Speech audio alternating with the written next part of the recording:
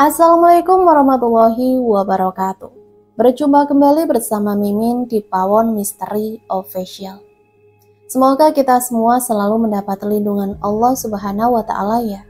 Diberikan nikmat sehat walafiat serta dimudahkan segala urusannya. Amin ya robbal alamin. Kali ini Mimin akan melanjutkan cerita yang sebelumnya. Seperti apa ceritanya? Mari kita mulai. Awan hitam nampak berarak dari ufuk barat, mengirimkan gelap dan mendung yang sedikit demi sedikit mengambil alih di cakrawala. Angin kencang juga dahan pohon yang bergerak ganas tak menyurutkan niat ketiga orang itu untuk bersantai di teras rumah. "Kalian gak pulang?" Suara Nyi Roro segera menyesap di telinga Riri dan Isabel. Ketiga perempuan itu sedang bersantai tepat di pintu rumah, duduk dengan diam sembari menatap jauh ke depan. "Sebentar lagi, Nyi," jawab Riri. Tadi saat Yuta berteriak persis orang kerasukan, Kamal sendiri yang mengantar Isabel dan Riri ke rumah Nyi Roro, menitipkan dua gadis itu dengan dalih keamanan, karena Yuta yang memasuki masa siaga kesurupan. Nyi Roro menggeleng. "Sudah mau hujan, kalian harus pulang sekarang. Bukannya saya mengusir. Saya justru senang sekali kalian bisa ada di sini, meskipun masih agak jauh dari waktu malam. Akan bahaya kalau kalian pulang dalam keadaan gelap gulita dan hujan deras." Mendengar petuah panjang itu mau tak mau membuat Isabel dan Riri beranjak berdiri. Memang nyaris gelap karena tidak ada lampu di jalanan desa. Isabel dan Riri memaklumi sikap Nyi Roro, terlebih usai beberapa kejadian mengerikan tempo hari. "Saya ambilkan dulu daun pisang yang besar buat jadi payung, sebentar." Nyi Roro lantas berdiri, mengacak-ngacak sebentar tumpukan daun pisang di samping rumahnya dengan tergesa. Mungkin takut kalau kedua gadis itu berjalan sendirian di jalanan desa. Isabel hanya menatap dari samping. Dia sedang sibuk memperbaiki satu benda yang sedari tadi terus menyita perhatiannya. "Nyi Roro?" "Iya." "Gelang Nyi Roro itu siapa yang kasih?" Pergerakan Nyi Roro seketika terhenti. Wanita cantik itu menatap sebentar gelang miliknya, lantas tersenyum kecil. "Gelang ini dari Kang Rasim." "Oh, aku kira gelang itu dari suami Nyi Roro, Bel," bisik Riri pelan. "Ternyata dari Pak Rasim." Isabel mengangguk mengiyakan. "Gelang itu cantik sekali, Nyi. Ukirannya rumit dan teliti." "Iya," jawab Nyi Roro. Dia berdiri usai menemukan dua daun pisang besar di tumpukan. Nyi Roro berjalan mendekat, menyerahkan daun pisang itu lantas memandangi gelangnya kembali. Gelangnya memang cantik. Selain itu, gelang ini juga punya cerita di setiap ukirannya. Isabel ingin bertanya lebih jauh. Ada pertanyaan yang benar-benar ingin ditanyakannya semenjak kemarin. Tapi melihat cuaca yang semakin memburuk, mau tak mau, Isabel harus menyimpan kembali semua tanda tanya di hatinya. Kenapa gelang itu bercahaya setiap Mayang mendekat? Apa ada hubungannya dengan Mayang? Lalu Kang Rasim? Sayang sekali, tapi Isabel harus tutup mulut dulu untuk saat ini. "Kalau begitu kami pamit, Du. Sebentar, biar saya pastikan dulu ada apa saja yang menanti kalian di jalanan desa." Ucapan Nyi Roro itu sukses membangkitkan rasa gemetar di hati Isabel dan Riri. Menunggu mereka yang benar saja. Mereka bahkan tidak pernah membayangkan ditunggu makhluk halus seperti itu. "Ada apa, Nyi?" Nyi Roro membuka matanya. Wanita itu menghela nafas pelan. "Tidak terlalu berbahaya, tapi benar-benar usil. Nanti kalau kalian menemukan pohon randu besar, jangan dilihat dan langsung lari dari sana. Jika kalian merasa ada yang ganjil dari semak kecil atau pohon-pohon, lari secepat mungkin. Dan terakhir," Riri menelan salivanya susah payah. Apa, Nyi?" "Jika ada sesuatu yang berdiri di pinggir pohon atau tergeletak begitu saja di tanah, jauhi. Karena saya bisa pastikan itu bukan manusia." Bel, aku takut gelap." ini yang aku pegang beneran tangan kamu kan? Rengekan Riri itu membuat Isabel yang mati-matian mengumpulkan rasa beraninya luntur seketika. Gadis itu hanya memberi isyarat pada Riri untuk diam sembari mencoba menambah kecepatan kakinya untuk melangkah di jalan berlumpur. Isabel dan Riri berhenti berbarengan. Kedua gadis itu kompak menelan ludahnya tanpa harus berbicara. Keduanya tahu bahwa mereka harus segera melarikan diri secepat mungkin. Sekarang juga. Tadi kata Nyi Roro, tidak akan ada satu orang pun di jalan desa. Lantas siapa yang berjalan di belakang mereka? Isabel. Riri merengek ketakutan. Gadis itu mencengram erat lengan Isabel. Perlahan Riri menunduk. Dia berkedip pelan saat merasakan ada sesuatu yang aneh di kakinya. Bel, ada yang pegang kaki aku, Bel. Isabel berhenti berjalan. Dia berdecak kesal. Kenapa hal-hal aneh selalu menyambut mereka setiap hari? Jika terus begini, rasanya memuakkan sekali. Gerakin aja. Gerakin gimana? Kaki aku bahkan gak bisa geser sama sekali. Riri semakin panik. Isabel menghela nafasnya. Mungkin itu akar pohon atau semak yang nyangkut di kaki kamu, ucapnya menatap jauh ke jalan depan untuk mengukur berapa lama lagi mereka sampai di rumah. Setidaknya memperhitungkan sejauh mana mereka akan berlari setelah ini. Cepetan Bel, rasanya aneh, lembek sama basah di pergelangan kaki aku. Lembek, basah. Memang ada rumput atau akar pohon yang bertekstur seperti itu. Riri ada-ada saja. Mencoba untuk tidak memikirkannya lagi, Isabel mulai merunduk, meraba-raba asal pergelangan kaki Riri karena minimnya pencahayaan di sekitar mereka. Rasanya jadi menyesal telah menolak penawaran Nyi Roro untuk membawa lampu minyak tadi. Ada batu, Ri, ucap Isabel.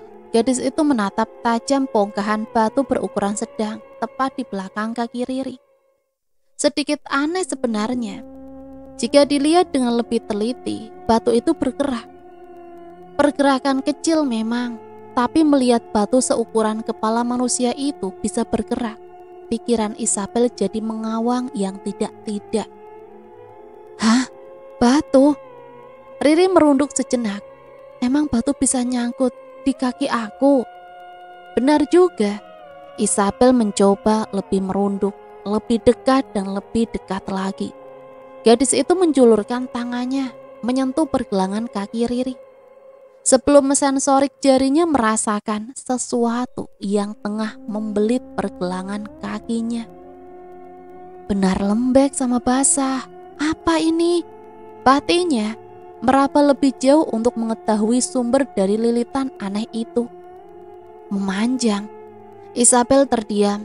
Insting buruknya langsung bergerak cepat. Tak ingin memastikan lebih jauh, Isabel segera berdiri tegak. Ia sudah tahu apa itu. Benda apa yang melilit pergelangan kaki Riri, dan benda apa yang tadinya ia kira bongkahan batu. Udah tahu itu apa, kok masih gak bisa lepas? Sulit ya? Riri mencoba tenang. Ia tetap mencoba untuk menarik kakinya, yang entah kenapa semakin terlilit. Bel, tambah kenceng ini. Ri, tenang ya, jangan panik. Jangan teriak atau heboh. Kamu tetap diam.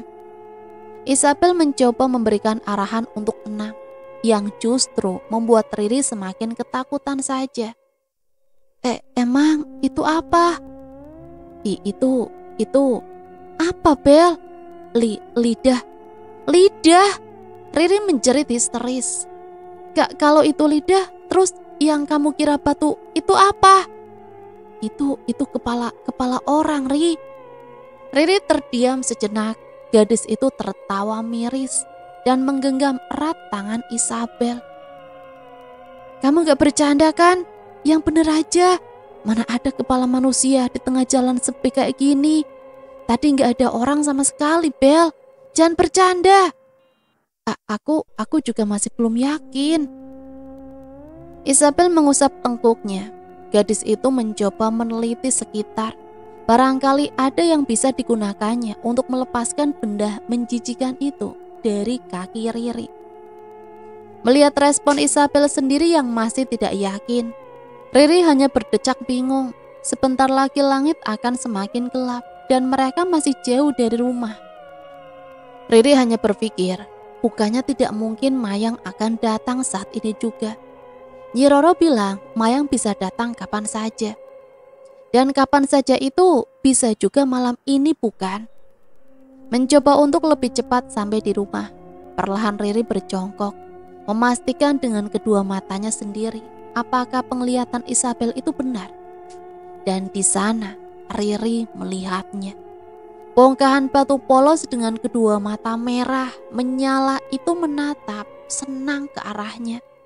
Isabel benar, itu kepala manusia.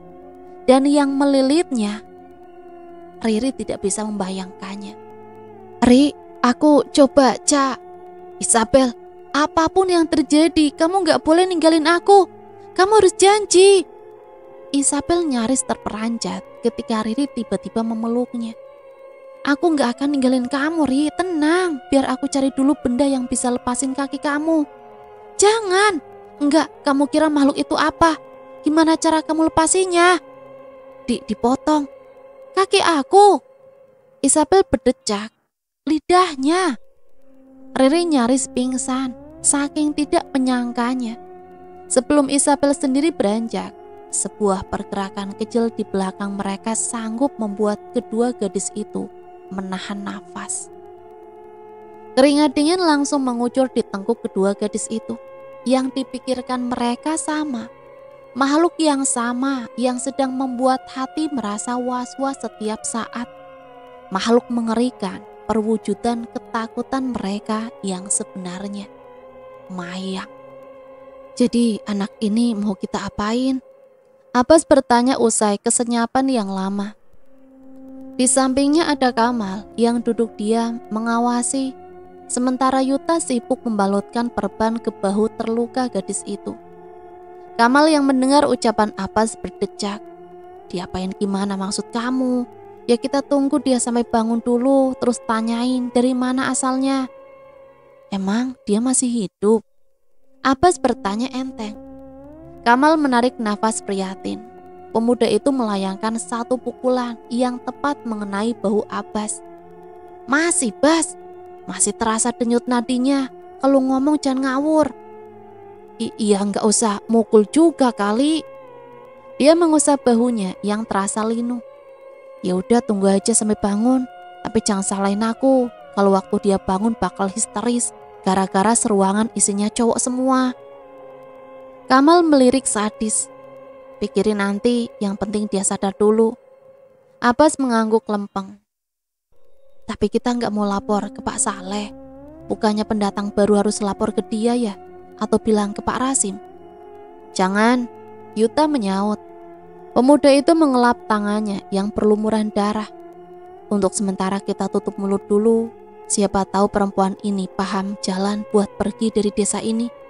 Kalau lihat dari penampilannya yang lusuh, berarti dia udah keliling di hutan cukup lama.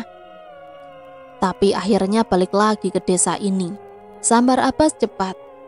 Setidaknya dia udah tahu seluk-beluk di dalam hutan kan? Jawab Yuta sebelum tersenyum puas. Aku kayaknya baru sadar sesuatu, ucap Kamal. Pemuda itu melipat tangannya. Kalian masih ingat tiang tumbal di tengah hutan waktu itu? Bukannya waktu kita lihat ada bekas potongan tali yang artinya ada orang yang melarikan diri? Iya. Abbas dan Yuta mengangguk serempak. Jangan bilang. Kamal menatap Yuta intens. Dia mengangguk pelan. Bisa jadi perempuan ini yang kabur waktu itu. Isabel dan Riri refleks memekik kecil tak kalah menyaksikan adegan ngeri di depan mereka. Akibatnya lilitan di kaki Riri jadi terlepas, dengan paksa tentunya.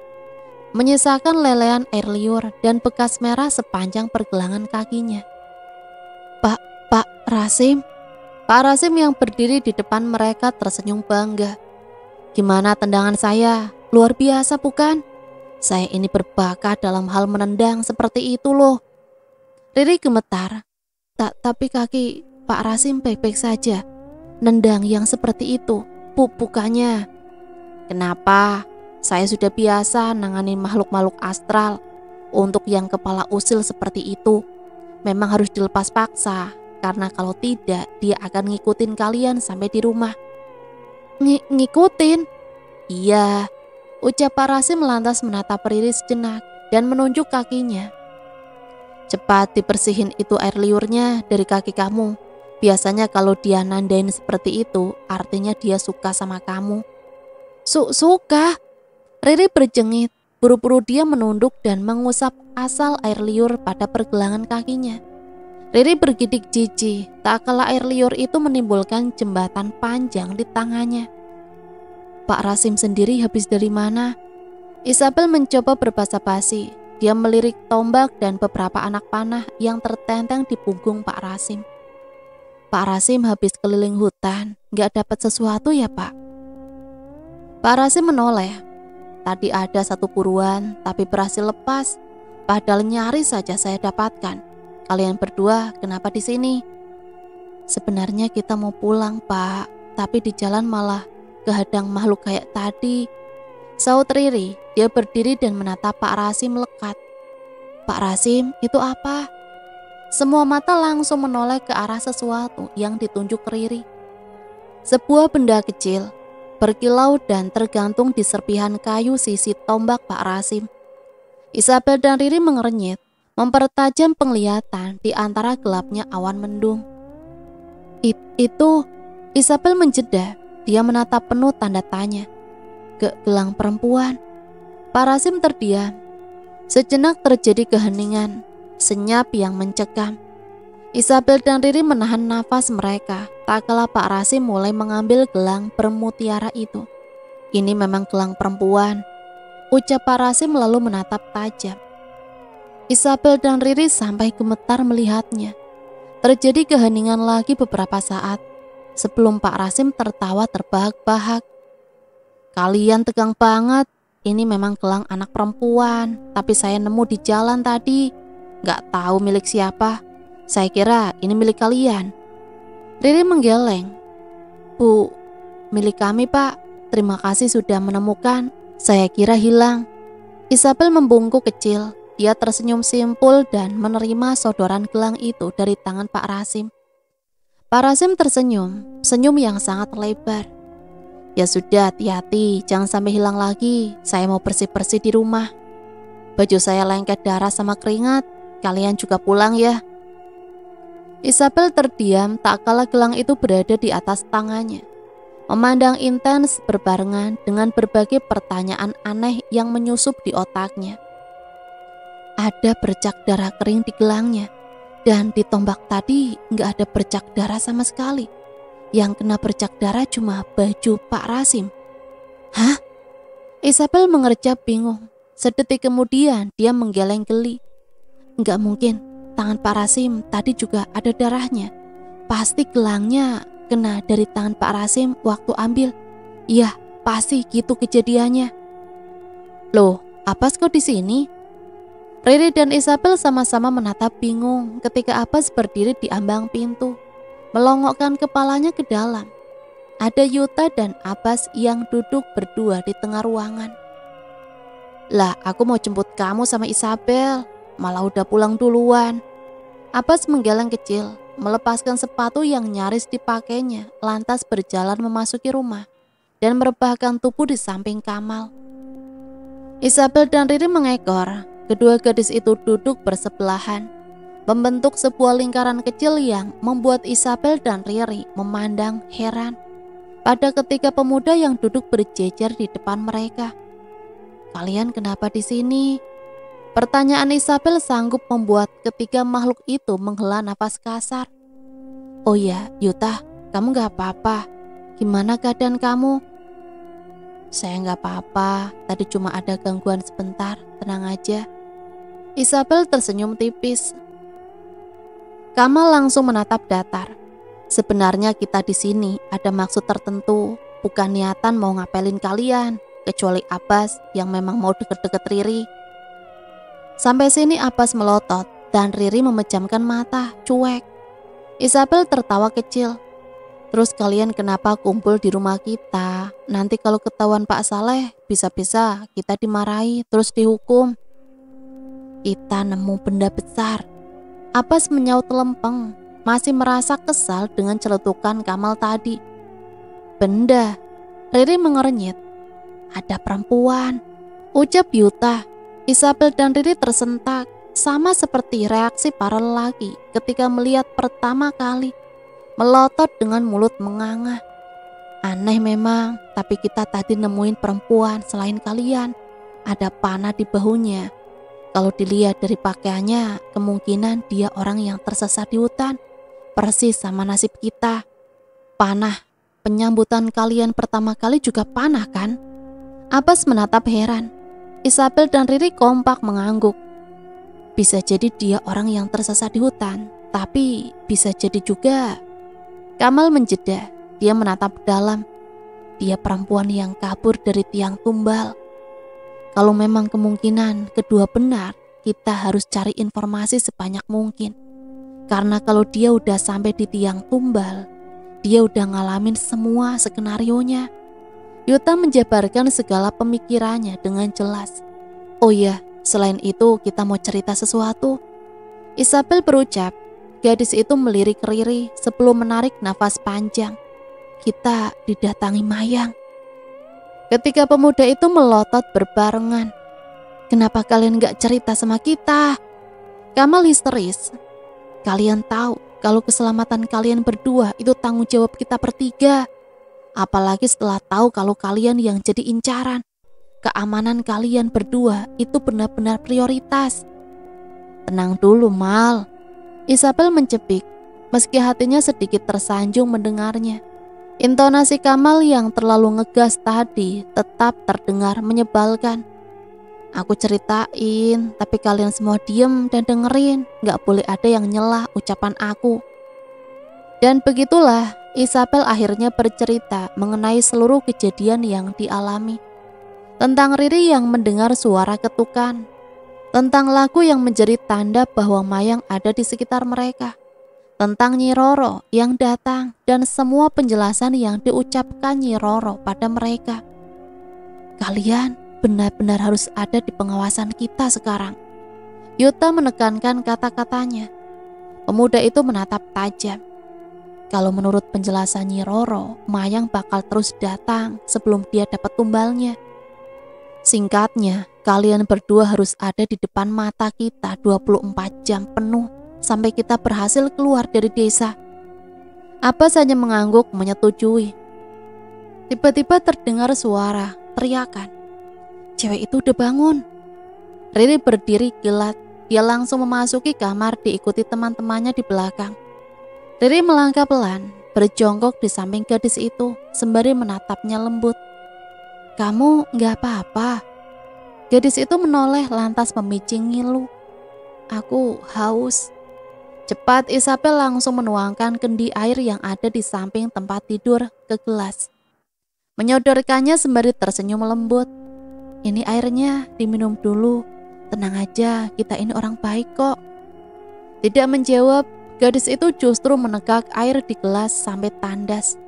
Ia melirik Riri di samping kanannya, lantas memandang penuh harap. Ini di mana? Aku udah berhasil keluar ya? Berhasil keluar kan? Keluar? Keluar dari mana? Riri mengernyit, tak paham. Binar di raut gadis itu perlahan memudar. Dia menggigil cemas. Ini desa. Riri mengangguk lembut. Iya. Pucat. Itulah ekspresi yang ditampilkan gadis itu. Dia meneguk salivanya kasar. Sorot matanya memandang kalut. Benar-benar mengeluarkan ketakutan tak terkira. Desa apa? Desa Widi. Isabel yang menimpali. Usai mendengarnya, gadis itu memandang penuh kekecewaan. Dia merunduk, meremas rambutnya untuk melampiaskan rasa gemetarnya. Sedetik kemudian suara isakan muncul. Isakan yang perlahan mulai menjadi tangisan ngilu. Kak, kamu kenapa? Isabel panik. Dia merengkup pundak gadis itu erat. tenang dulu, ada kita di sini. Sekarang kamu aman sama kita. Aman? Gadis itu mendongak, raut wajahnya nampak putus asa. Dia memandang getir. Kamu pikir seberapa aman kita di sini? Semuanya mati di depan mata aku. Mereka dibunuh dengan keji. Aku lari dari desa ini, desa terkutuk ini. Tapi kenapa aku balik lagi? Hah? Kenapa? Sialan. Tenang dulu, kamu tenangin diri kamu dulu. Aku bakal mati, habis ini aku bakal mati. Aku pasti bakal mati di tangan mereka. Kamal khawatir melihat wajahnya yang benar-benar pilu dan ketakutan. Kamal tidak ingin menerka apa yang sudah dialaminya sejauh ini. Kalian mending pulang aja biar aku sama Riri yang nenangin dia. Isabel tersenyum kecil. Yakin? Yuta menaikkan sebelah alisnya. Gak apa-apa, kadang yang kayak gini perlu ditenangin sama yang buat dia nyaman. Isabel tersenyum lagi. Percaya sama kita. Mau tak mau ketika pemuda itu menyerahkan kebrutalan gadis itu pada Isabel dan Riri. Bulan nampak bersinar terang di langit, menyisakan secercah cahaya. Sehingga hanya butuh satu penerangan di tengah ruangan. Di petak bangunan kecil ini, Kamal duduk di antara Abbas dan Yuta, menjalankan ucapan Pak Saleh tadi, agar selalu berkumpul dengan temannya, tidak boleh sendirian. Gelap, gak mau tambah lampu? Tanya Kamal. Gak usah, kenapa? Kamu takut, Mal? Takut didatengin lagi? Kayak kamu gak takut aja, Bas. Kamal balik mencibir. Abbas merenggut jahil. Ada yang ngetuk pintu? Tanya Yuta. Dia melihat Kamal dan Abbas sejenak sebelum memusatkan perhatiannya pada pintu. Siapa yang datang malam-malam? Tuh, ngetuk lagi. Pak Saleh atau Pak Rasim mungkin. Udah biasa kan mereka keliaran malam-malam. Abbas mencoba memberi pendapat. Gak mungkin, ini udah terlalu malam buat mereka bertandang. Kamal mengernyit curiga. Pintu diketuk kembali. Teriak aja, tanya siapa di luar. Kamal memberi usul. Yuta mengangguk. Siapa? Hening. Abbas berdecak. Siapa? Masih tidak ada sautan. Gak ada yang Maot, Kak. Ketika kekhawatiran terdalam menjelma menjadi sebuah ketakutan yang nyata, maka setitik suara pun akan menimbulkan keremangan yang menakutkan. Begitulah yang dirasakan ketika pemuda itu, Yuta, Kamal, dan Abbas. Mereka hanya sanggup mematung di tengah ruangan, tak berjarak maupun bergerak, kecuali bola mata yang terus bergerak gelisah dan menatap horor pada pintu rumah. Kakak, kenapa Maot nggak dibukain pintu? Suara Maot terdengar lagi, parau dan terasa menusuk. Mereka seharusnya tidak takut jika yang dilawan bocah kecil seperti Maot. Tapi kali ini berbeda. Maot itu persis titisan iblis dalam wujud anak kecil. Jangan dibukain. Abbas berbisik, dia yang paling gemetar di antara yang lain. Mengingat tadi dia yang sudah membentak Maot sebegitu kencangnya. Kak Abbas, kok Maot gak boleh masuk? Di luar dingin. Pasti enak dipeluk Kak Abbas. Mampus kamu, Bas. Kamal menyumpahi Abbas yang hanya bisa tersenyum ketir meratapi nasibnya. Maot pulang ya, ucap Yuta menengahi. Dia menatap gelisah. Udah malam, nanti kamu dicariin sama ayah kamu. Ayah yang nyuruh Maot main kesini loh. Ayah sama anak, sama aja. Abbas mendesis kesal. Belum cerah untuk memaki Maot meskipun nyawanya sudah di ujung pintu. Kalau kalian gak mau buka, Maot berteriak menjeda. Terdengar keheningan sesaat sebelum suara dobrakan pada pintu rumah menyusul sedetik kemudian. Tahan pintunya pakai apapun itu, Yud, cepat. Abbas berteriak sekencang mungkin. Kalian sengaja gak bukain Maot pintu. Jahat, kalian jahat. Sama aja kayak yang lainnya. Maot menjerit. Suara lengkingannya benar-benar membuat bulu kuduk mereka meremang. Tanpa diberi perintah lagi, Yuta langsung mengambil salah satu papan kayu di ujung ruangan dan mengaitkannya pada pintu. Buka, buka, buka. Pergi kamu Maot, kita nggak mau main sama kamu. Pulang aja sana. Abbas berteriak kebingungan, rasa panik benar-benar menyergapnya sekarang. Maot mau main. Maot mau main. Kenapa kalian sama aja gak mau main sama Maot? Buka. Kamal melirik cemas. Kita buka aja, lagian dia cuma mau main sama kita. Habis dia puas kita suruh pulang. Kasihan di luar dingin, hujan juga. Jangan. Itu bukan teriakan Abbas yang benar-benar ketakutan, tapi suara Yuta yang menatap getir pada dobrakan pintu yang semakin kencang. Yut? Yuta menatap frustasi. Jangan dibukain. Apa kalian lupa kalau fisik Maot itu agak terbelakang? Kalian gak curiga? Hah? Gimana caranya anak kecil dengan fisik terbelakang bisa dobrak pintu sekencang itu? Yuta tahu benar bocah seperti apa Maot itu. Bocah mengerikan yang bahkan membuat Yuta sedikit trauma pada anak kecil. Semua gambaran mengerikan yang diberikan Maot padanya memang ilusi, tapi Yuta tahu bahwa ilusi itu terlalu nyata untuk ditolak kebenarannya. Gedoran brutal pada pintu berhenti. Lengkingan tawa Maot langsung mendominasi. Kak Yuta emang pintar, benar-benar pintar. Tapi Maot kesini bawa teman. Dia yang bantu bukain pintu loh. Teman? Kamal berbisik tak percaya.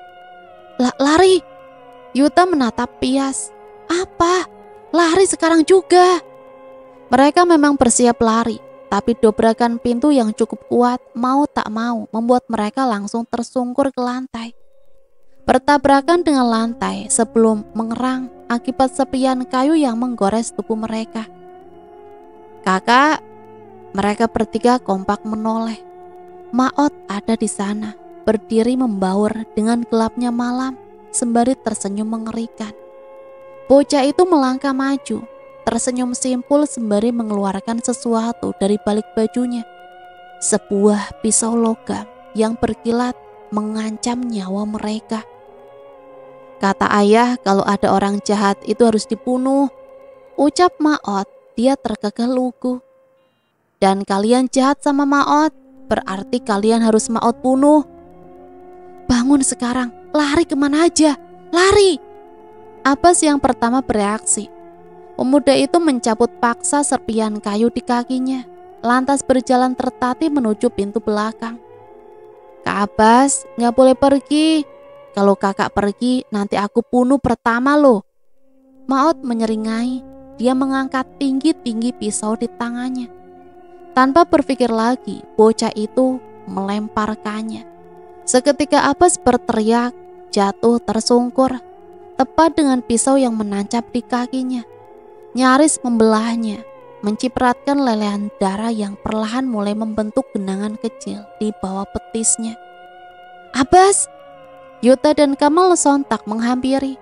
Dengan sigap Yuta langsung merobek lengan kaosnya dan mencabut perlahan pisau yang menancap di kaki Abbas. Pemuda itu menghentikan pendarahan dengan melilitkan kain di kaki pemuda itu. Sakit Yut. Abbas meringis ngilu. Rasanya seakan dagingnya ikut ditarik keluar. Bocah itu persis psikopat. Kamal mendesis emosi. Tidak ada yang bisa dilakukannya kecuali menenangkan Abbas dan menatap ngeri pada Maot yang kini tersenyum lebar, sangat lebar. Kak Yuta emang baik banget, benar-benar baik. Ucap Maot lalu bertepuk tangan gembira. Bocah itu menatap polos lantas tersenyum keji, tak kalah mengeluarkan satu pisau lagi dari balik bajunya. Tapi Maot benci orang yang sok baik kayak Kak Yuta. Maka dari itu Kak Yuta juga harus aku bunuh. Kak Kamal terakhir ya. Sabar, lihat Kak Abbas sama Kak Yuta mati dulu. Sebenarnya ada berapa pisau di bajumu? Abbas histeris. Berapapun itu, intinya pisau itu fungsinya buat bunuh kita. Ucap Kamal. Dia membantu Abbas berdiri diikuti Yuta yang memapah di sisi lainnya. Kamal mendecih meremehkan. Oi bocah, kamu itu masih kecil. Anak kecil yang biasanya manja kayak kamu. Mendingan pulang sana, tidur di rumah. Di sini cuma jadi perusak pemandangan saja. Kecil? Maud menelengkan kepalanya. Dia tersenyum. Anak kecil? Aku itu udah besar loh. Lebih besar daripada kalian semua. Selain aneh, kamu juga gak pinter ternyata. Kamal mengecek geli. Mal, kamu ngapain sih? Tanya Yuta heran. Dia melirik Maud yang sudah mulai kesal di sana. Pupil hitamnya mengecil berbarengan dengan genggamannya yang mengerat. Kita pancing supaya dia lempar pisau kedua. Jadi kita bisa tahu arah lemparannya dan menghindar. Gak lucu kalau waktu kita kabur, pisaunya tiba-tiba dilempar tanpa kita tahu targetnya. Jelas Kamal lantas tersenyum meremehkan. Jadi Maud, kamu itu cuma anak jelek yang gak punya temen. Gak ada yang mau main sama kamu gara-gara kamu itu aneh. Maud gak jelek, Maud gak aneh. Kak Kamal jahat, Kak Kamal yang bakal mati pertama. Tepat seperti perkiraan, pisau itu melempar ke arah Kamal. Nyaris menancap sempurna di kepalanya. Jika saja dia tidak merunduk, menghindar. Abbas sampai berjengit ketika pisau itu berhasil membelah papan kayu di belakang mereka. Dia tidak mau membayangkan bagaimana jika pisau itu berhasil membelah kepala Kamal. Menjijikan. Kita kabur sekarang. Yuta memberi aba-aba. Dia langsung memapa Abbas untuk pergi diikuti Kamal yang terus mengawasi Maud. Kamal tertawa mengejek, benar-benar senang berhasil membuat Maud dikuasai amarah. Kalian gak boleh pergi, kalian harus main sama Maud, harus main sama Maud, main sama Maud. Yang jahat sama Maud harus mati. Yuta menghela nafas kasar. Dasar bocah psikopat. Jadi nama kamu Jihan? Jihan, gadis asing yang ditemukan tadi mengangguk lemah. Dia duduk di pinggir ranjang dengan Isabel dan Riri yang duduk di depannya. Sebenarnya mereka ingin mengulik lebih jauh mengenai Jihan. Tapi melihat ekspresinya yang layu, Isabel dan Riri jadi tidak tega. Kita harus pergi dari sini, ucap Jihan. Dia menatap nanar. Secepatnya. Isabel mengangguk. Dia menggenggam tangan Jihan yang terasa gemetar. Kita pasti pergi kok Han. Tapi kita tunggu waktu yang tepat. Kita susun rencananya sambil cari tahu jalan keluarnya. Terlalu lama. Jihan menarik nafas panjang. Kalau kalian terus menunggu waktu yang tepat buat keluar dari desa, sama aja kalian menunggu waktu buat dibunuh. Mayang itu bisa datang kapan saja. Kita tahu gimana rasanya diincar Mayang. Riri tersenyum kecil, mencoba meyakinkan Jihan bahwa bukan hanya dirinya yang tertekan di sini. Kita semua tahu. Jihan menyaut lembut. Dia meneguk airnya lagi, hendak menceritakan apa yang diketahuinya tentang desa ini. Sebelum gedoran brutal pada pintu rumah mengejutkan mereka semua. Isabel, Riri, buka pintunya. Tolongin kita. Kamu di sini aja, Han. Kaki kamu juga masih sakit. Biar kita cari tahu dulu apa yang ada di luar. Kayak suara Kamal, ucap Isabel. Dia bangkit berdiri, diikuti Riri di belakangnya. Jihan hanya mengangguk, merapatkan selimutnya dan memilih untuk menenangkan hatinya. Kenapa sih? Isabel berjengit kaget ketika menemukan pemandangan di depannya. Ketiga temannya yang basah kuyup, perban asal di kaki Abbas, dan wajah pemuda itu yang pucat pasi. Benar-benar berantakan. Loh, Abbas? Kalian kenapa? Hah? Rini semakin panik. Maud itu bocah gila. Pantas saja Pak Saleh lari waktu didekatin. Kamal berteriak frustasi. Yuta menarik nafas panjang, membopong Abbas seperti tadi, menguras energi juga. Penjelasannya nanti aja. Sekarang Ki. Yuta berhenti. Dia menatap sesuatu di belakang Isabel dan Riri dengan heran. Kenapa Yut? Perempuan yang pingsan itu udah bisa jalan? Hah? Aku lihat dia jalan dari belakang masuk ke kamar. Isabel tertawa getir. Keringat dingin langsung mengalir di tengkuknya. Jangan bercanda, kaki Jian lagi sakit. Dia bahkan belum bisa gerakin badannya. Terus itu siapa? Yang mati harus meninggalkan raga. Itu tersisa jiwa yang enggan mengelana. Siapa yang nyanyi? Perempuan itu bisa nyanyi? Ya. Satu nyawa akan pergi. Enggak mungkin datang lagi. Di bawah sang kematian. Siapa yang datang? Siapa, Bel? Ri? Mayang. Jihan? Isabel dan Riri menjerit. Mereka nyaris berlari masuk sebelum Yuta berhasil menahan lengan keduanya. Berniat menjauhkan kedua gadis itu dari teror buruk yang menyerang mereka malam ini. Sayangnya cengkraman Yuta pada lengan Isabel terlepas. Dia berhasil berlari masuk ke kamar, ingin menyelamatkan nyawa Jihan yang belum tentu nyawanya sendiri akan terselamatkan. Riri biar nunggu di sini saja. Apa sama kamu, Mal? Biar saya sendiri yang nyusul Isabel. Apapun yang terjadi, jangan susul kita. Yuta menatap tegas. Tapi Yut, apa sama Riri butuh kamu, Mal? Jagain mereka berdua. Ucap Yuta tersenyum samar sebelum berlari menyusul Isabel. Jangan bawa Jihan. Yuta langsung terdiam ketika berhasil menyusul Isabel yang kini tengah berdiri di pojok kamar. Pemuda itu terperangah. Yuta benar-benar tidak menyangka jika wujud Mayang yang sebegitu mengerikannya. Mata merah yang menatap nyalang pada sekitar. Lelehan darah yang terus menetes dari sisi wajahnya yang tertutupi rambut. Kuku panjang yang bahkan menjuntai sampai ke tanah. Dan rambut panjang Mayang yang kini tengah membelit leher Jihan. Membuat gadis itu meronta karena paru-parunya yang mulai kehabisan oksigen. Isabel! Jihan tersedak, kakinya terus menendang udara untuk mencari pijakan. Wajah pucatnya sudah mulai membiru. Tetesan darah nampak mengalir dari lengannya. Jihan terkulai lemas. Dia ada di ambang nyawanya. Lepasin Jihan! Isabel berteriak panik. Dia mencoba melempar apapun yang hanya berefek nihil di tubuh Mayang. Yuta yang sedari tadi berusaha menahan lengannya tetap tidak berguna. Isabel benar-benar panik. Apa yang harus aku ambil buat bunuh Mayang? Isabel berbisik lirih. Sejenak dia diam dan menatap dalam. Pisau. Isabel butuh pisau. Meski terdengar mustahil, Isabel akan berusaha keras membunuh Mayang. Meskipun perkenalan mereka dengan Jihan sesingkat itu. Isabel tidak mau jika perpisahan mereka akan datang secepat itu pula. Isabel sudah berjanji jika Jihan juga akan selamat.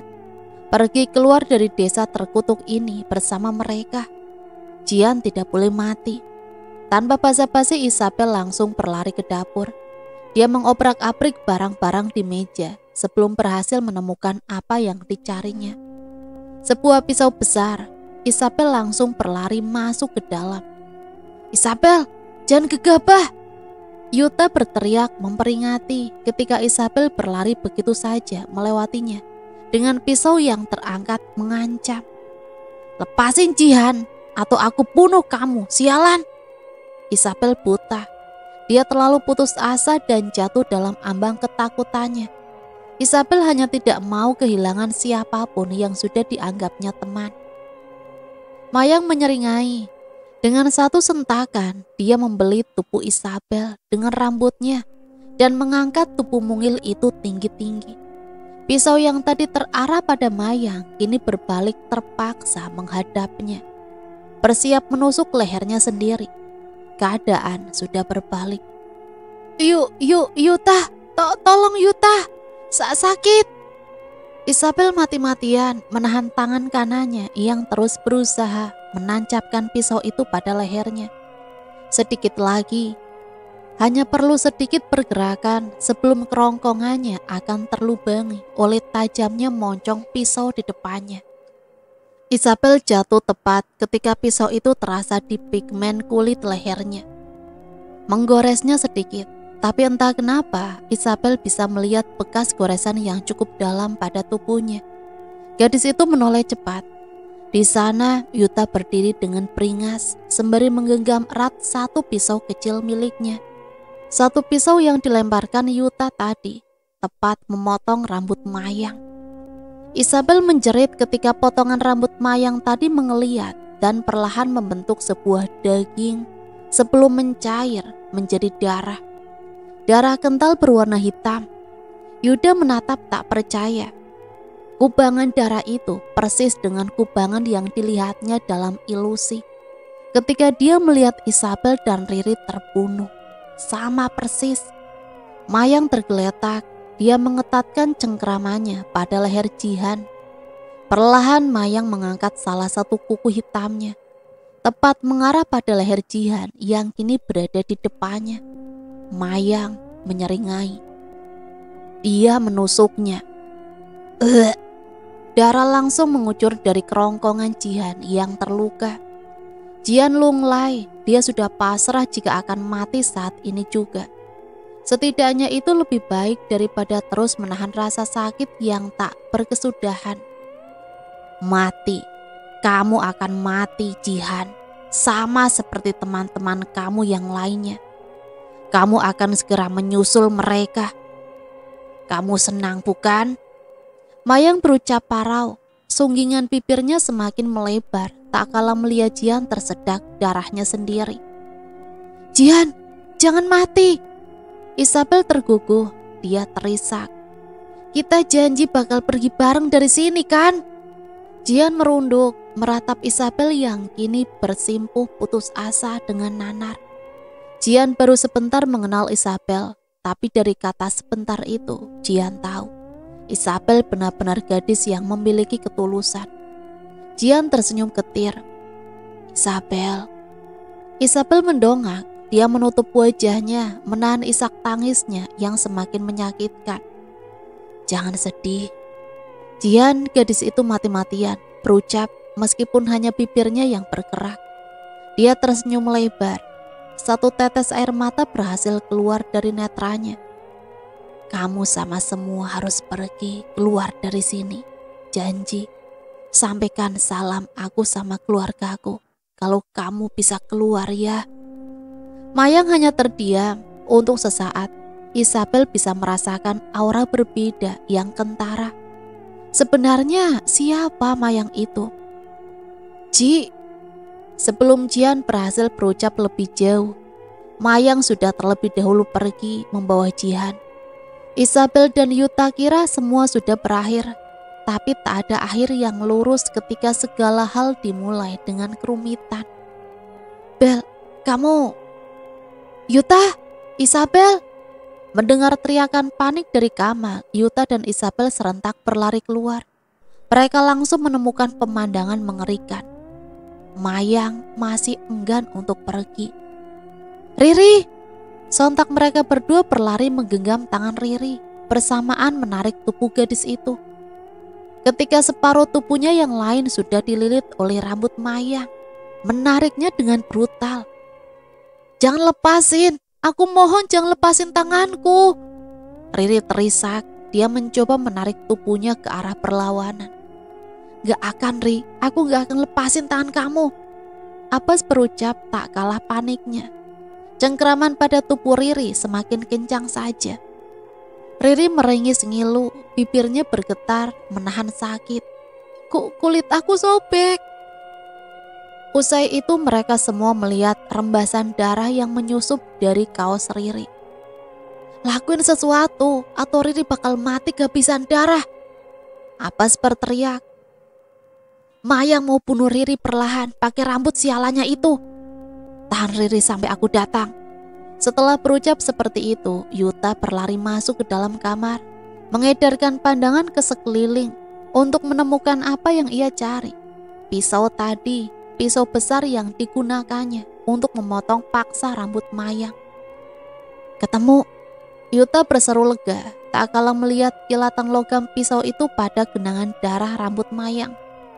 Pemuda itu langsung berlari menghampiri Riri dan mencengkram erat rambut Mayang yang membelitnya. Yuta meringis ngilu.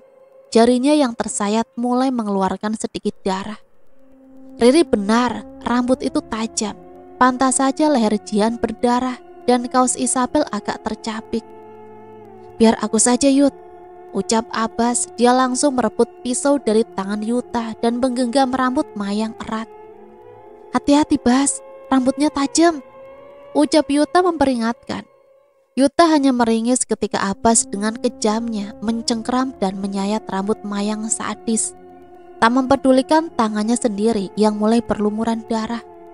Selepas itu, cepat Bas, sakit. Riri mulai terisak kencang. Lepas kamu rambut sialan! Teriakan itu menjadi pengiring lepasnya lilitan rambut terakhir yang membelit tubuh Riri.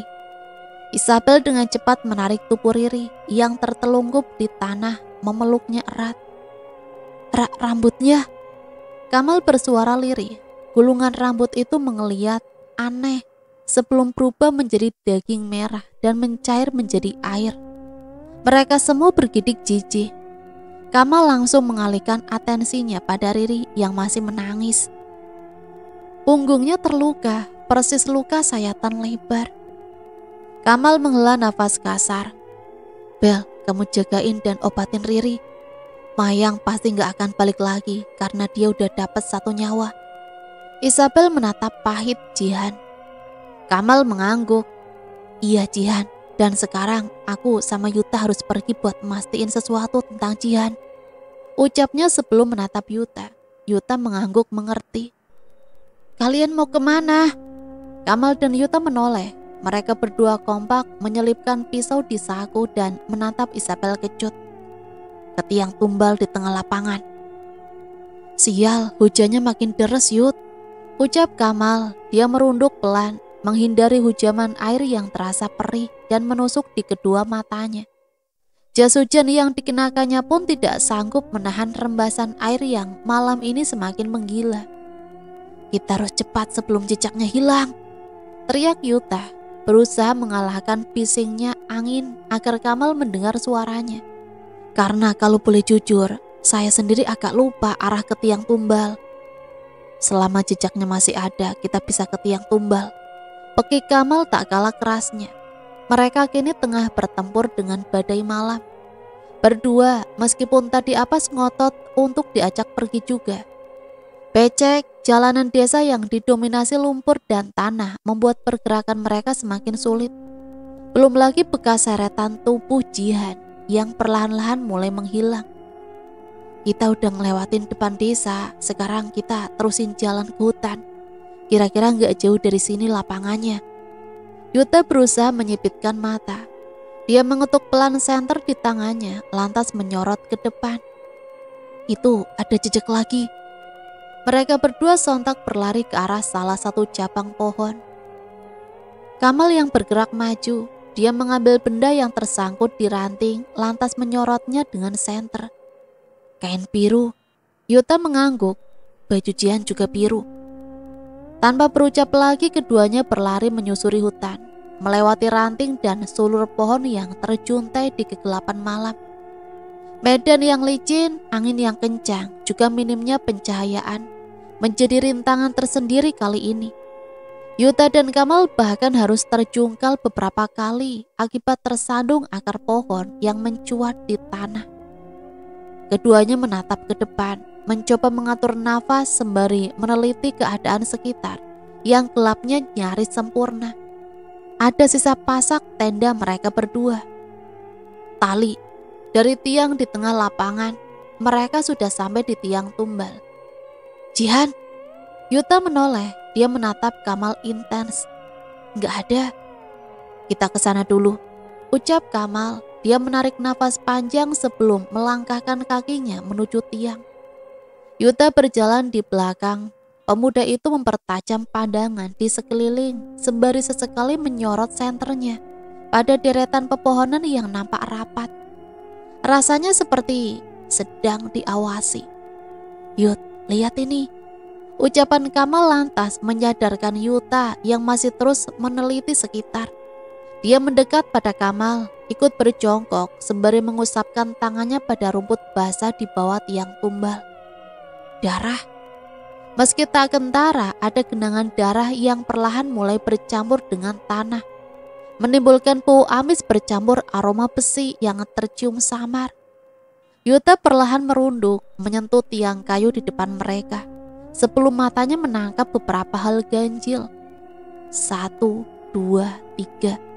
3 bekas. Yuta berbisik lirih. Dia mengusap bekas sayatan tajam pada tiang kayu, lantas menatap Kamal. Jihan memang ditumbalkan untuk mayang, tapi yang membunuh dia manusia. Aku udah duga kayak gitu, salah satu manusia di desa terkutuk itu pasti pelakunya. Kamal mendesis geram. Bukan salah satu, ucap Yuta yang membuat Kamal langsung menoleh ke arahnya.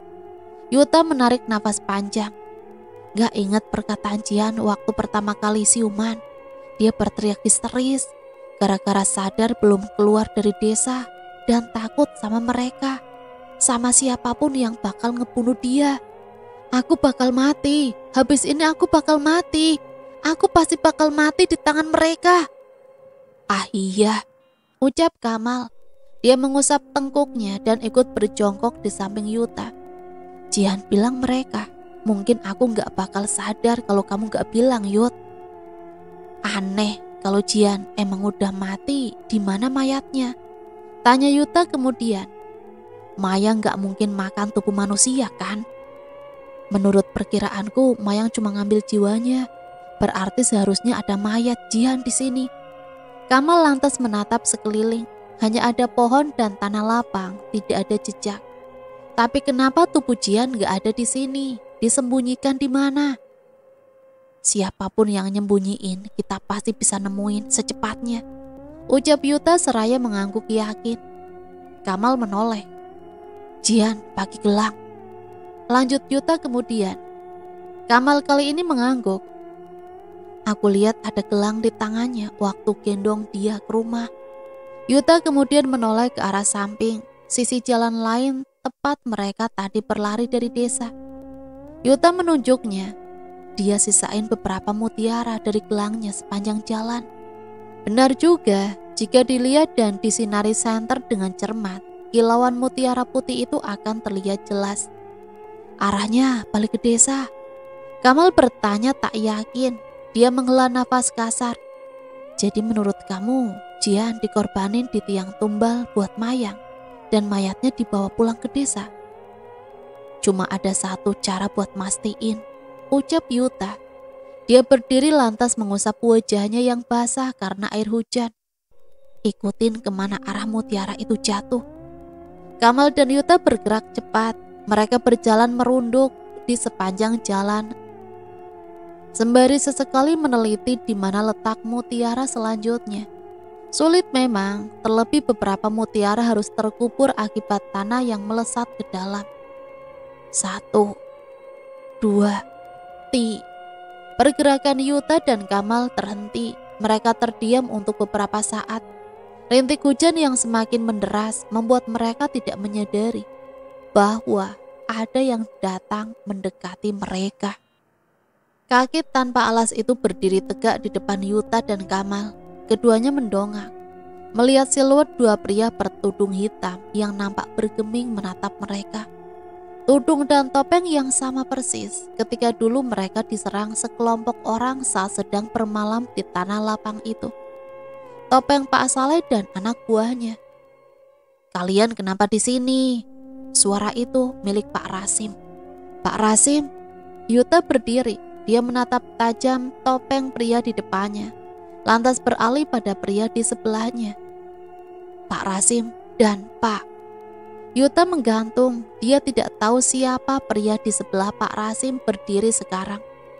Pria itu menghela nafas kasar sebelum membuka topeng yang dikenakannya. Pak Saleh. Kamal berjengit kaget. Ngapain Pak Saleh sama Pak Rasim malam-malam di sini? Pakai topeng dan jubah hitam segala. Harusnya saya yang tanya, kalian ngapain pergi ke tempat ini lagi? Gak takut nyasar? Pak Saleh balik bertanya. Kita cuma mau cari teman kita, Pak. Namanya... Sudah, lebih baik kalian pulang sekarang. Pak Rasim memotong cepat. pria itu melepas topengnya dan menatap Gahar. Ini sudah malam, kita kesini untuk berkeliling hutan, memastikan tidak ada hewan buas yang mendekat, sekaligus mengontrol keadaan sekitar desa. Dan tentang teman kalian atau siapapun itu, kita tidak melihatnya sama sekali. Tapi Pak, gelang teman kami jatuh berceceran di sini. Ada genangan darah juga di tiang tumbal tadi. Yuta berusaha menjelaskan. Kalian mendekati tiang tumbal. Pak Rasim menaikkan lagi suaranya. Kalian pasti tahu kalau tiang tumbal itu untuk persembahan kepada para leluhur di desa. Kenapa kalian mendekatinya?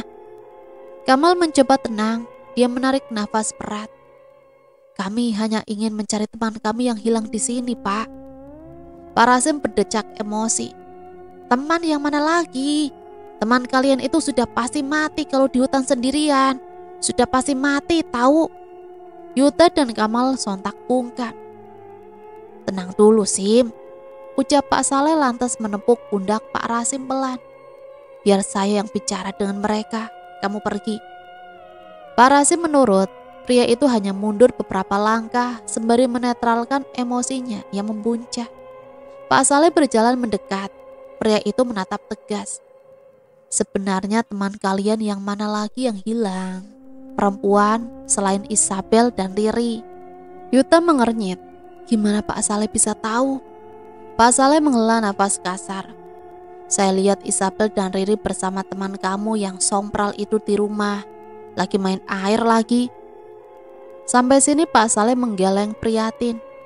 Lalu perempuan mana lagi yang kalian maksud? Itu. Mereka berdua tidak sanggup menjelaskan karena panik. Semua yang ingin disembunyikan jadi terbongkar. Rasanya seperti tertangkap basah ketika mencuri, mendebarkan. Pak Saleh kembali menghela nafasnya. Saya tidak akan marah jika kalian menyembunyikan perempuan itu. Saya justru senang jika kalian berhasil menutupi keberadaannya. Sayangnya, kalian tidak sepintar itu. Dia sudah berhasil mengetahuinya dan Mayang akhirnya membawanya. Yuta menatap tak paham. Yang Pak Saleh maksud dengan dia itu siapa? Sebenarnya ada apa, Pak? Sudahlah, saya tidak bisa menjelaskan. Ucap Pak Saleh lantas mencondongkan tubuhnya di antara Yuta dan Kamal, mendekat ke arah telinga mereka dan berbisik. Yang jelas, perhatikan tandanya. Yuta dan Kamal sama-sama bungkam. Pak Saleh menarik tubuhnya. Dia tersenyum simpul. Saya pergi dulu. Kalian juga harus segera pulang ke rumah. Bahaya, ingat pesan saya ya. Usai berucap demikian, Pak Saleh berjalan menjauh, membawa Pak Rasim yang masih menatap mereka berdua dengan tatapan intimidasi untuk pergi.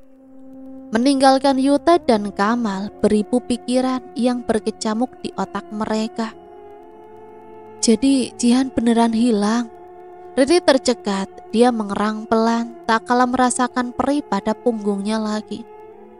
Kalau kayak yang kamu bilang bahwa ada jejak mutiara yang balik ke desa, berarti Jihan masih ada di sini, di desa ini. Pertanyaannya, di mana letak pastinya? Abbas berucap kemudian. Dan jawabannya, I don't know. Jawab Yuta lantas mengembuskan nafasnya gusar. Pemuda itu kemudian menatap Isabel. Bel, kamu baik-baik aja.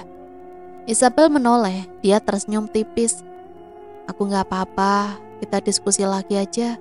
Lagian aku udah janji sama Jihan kalau bakal pergi dari desa dan memberitahu keluarganya tentang semua yang ada. Dan untuk kali ini, aku gak mau ngecewain Jihan lagi. Mereka semua tersenyum kecil. Dan soal mutiara dari gelang yang kalian temuin tadi, aku juga punya. Ucap Isabel cepat lantas mengeluarkan gelang dari sakunya. Dia menatap tajam mutiara di tangannya. Mutiara yang kita berdua temuin sama. Dan gelang ini aku dapat dari Pak Rasim. Gelangnya ada di tombak Pak Rasim. Dan waktu kalian kepergok sama Pak Saleh, ada Pak Rasim juga. Jangan bilang kamu mau nyebut kalau Pak Rasim itu salah satunya. Abbas menyaut tak yakin. Aku belum berani buat bilang gitu. Isabel menggerakkan jemarinya gelisah. Terus gak ada yang nemuin tanda-tanda lagi? Tanya Riri, dia menatap lamat-lamat. Seenggaknya kita udah temuin satu target lagi yang perlu kita curigai. Pak Rasim, lainnya. Waktu Pak Saleh ketemu kita tadi, beliau juga bilang sesuatu.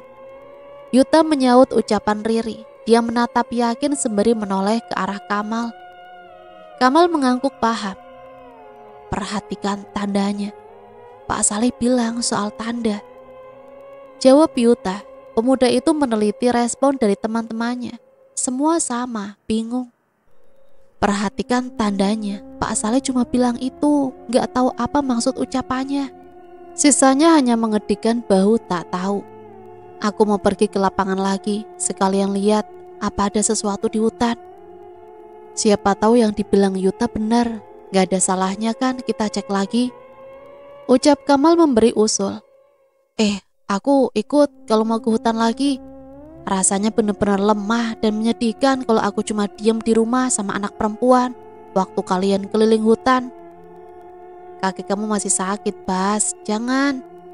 Tapi Ri, Abbas menghela nafas tak rela.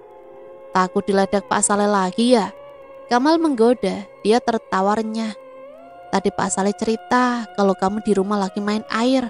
Duh Bas, hidup kamu ngenes amat.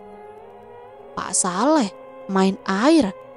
Abbas mengulangi, kedua alisnya langsung bertautan. Kamal mengangguk guyon.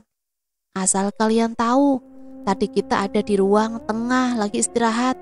Lagian buat apa main air malam-malam, habis ada kecelakaan besar gitu. Dan soal Pak Saleh, pintu sama jendela udah ketutup rapat semua. Pak Saleh lihat lewat mana? Isabel menjelaskan tak paham. Cenayang mungkin. Riri justru menyaut ngawur. Isabel langsung mendelik gemas ke arahnya. Tapi tadi. Kamal menggantungkan ucapannya. Dia menelan salivanya gugup. Kalau Pak Saleh tahu berarti ada penyusup atau semua kemungkinan terburuknya. Pak Saleh harus masuk lagi ke daftar orang yang perlu kita curigai. Jadi siapa yang harus kita waspadai lagi kalau sekarang? Isabel mengedarkan pandangannya ke wajah-wajah frustasi di depannya. Semuanya. Yuta mengangguk yakin. Dia menyentuh butiran mutiara dari Isabel di tangannya. Menyentuh noda darah kering yang sudah menempel dengan alisnya yang menukik tajam. Kita harus mencurigai semuanya. Nah teman-teman, ceritanya sampai di sini dulu ya. Sampai berjumpa kembali di part selanjutnya. Sampai di sini saya pamit undur diri, mohon maaf apabila banyak salah kata. Matur nuwun, wassalamualaikum warahmatullahi wabarakatuh.